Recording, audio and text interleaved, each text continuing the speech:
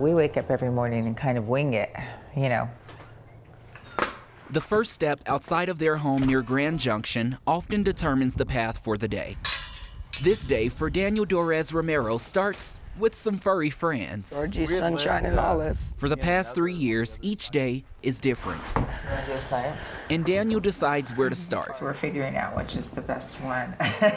Andrea Thomas is Daniel's grandmother, but she sees him as her 5th child after losing her daughter, Daniel's mother, Ashley. We just make sure that we do the best that we can for Daniel, and make things as normal for him as we possibly can. Which is at the top of mind since Ashley's death. They're just photos of all through time.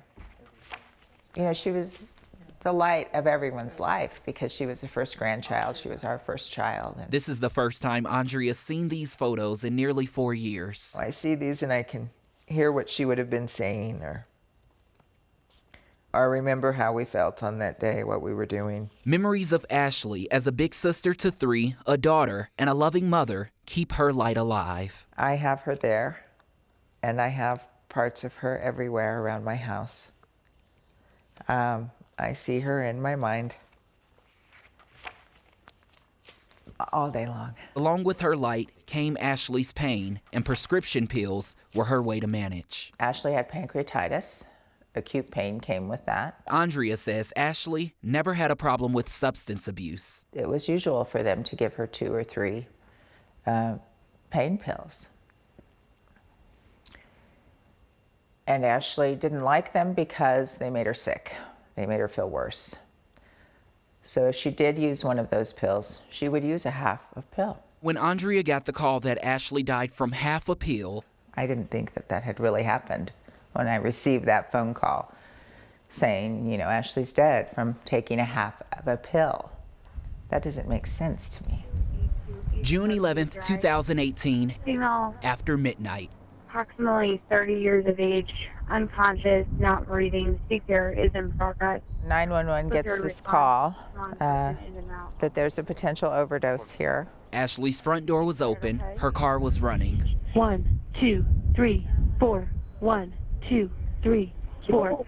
You guys are doing great. Keep going, okay? We have help headed your way. Let me see here. I believe my daughter had been taken out of the car at that point, and The call and compressions continue for 8 minutes. they tried to revive her, but it was too late. Fentanyl killed Ashley at the scene. This used to be a happy place for us to come, for my grandson to be. And now we're hesitant to even drive down the street. She was given half a pill she thought was Oxy. You know, every hour of that is painful because you are so desperate to know how this happened. The days turned into weeks before Andrea learned who sold her daughter the pill. It was shocking because here is a man that involved his entire family in what he was doing. While she wants to know why, instead she chooses to focus on prevention and awareness. These numbers we talk about, these are faces, these are people that are loved, these are mothers and fathers and children, and they're not just numbers. While she still has Daniel, nothing can replace the joy and love stolen from this family. You lose one child and then you watch the rest go down. It's kind of a domino effect.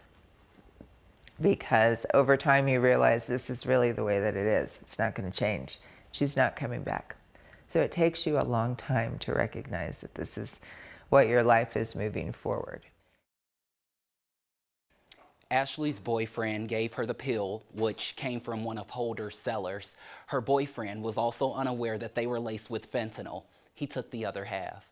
Andrea believes he was trying to get Ashley to the hospital when medics found them in the car running with the door open, both of them unresponsive. He was in the driver's seat, but then he was revived with Narcan. Later that day, he took his own life. We aren't naming him out of respect for Ashley's mother and his family.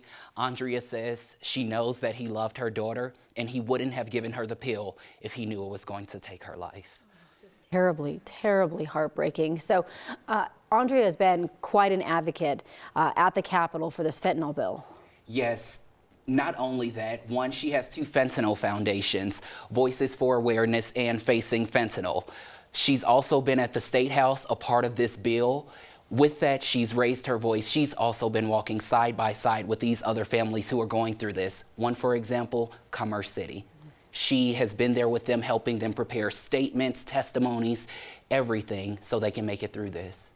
Well, good for her. I mean, it's got to be difficult for her to go through this story for sure. So what do we know about Bruce Holder? And she mentioned that his family was involved in this too. You know, this is almost like a movie. From 2017 to 2018, Bruce Holder was importing pills from Mexico. Thousands of pills. These were 30 milligram oxycodone pills that were laced with fentanyl, bringing them to the western slope right there to western Colorado.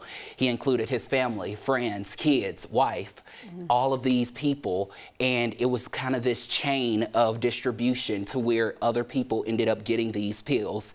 He knew people were dying. He kept going.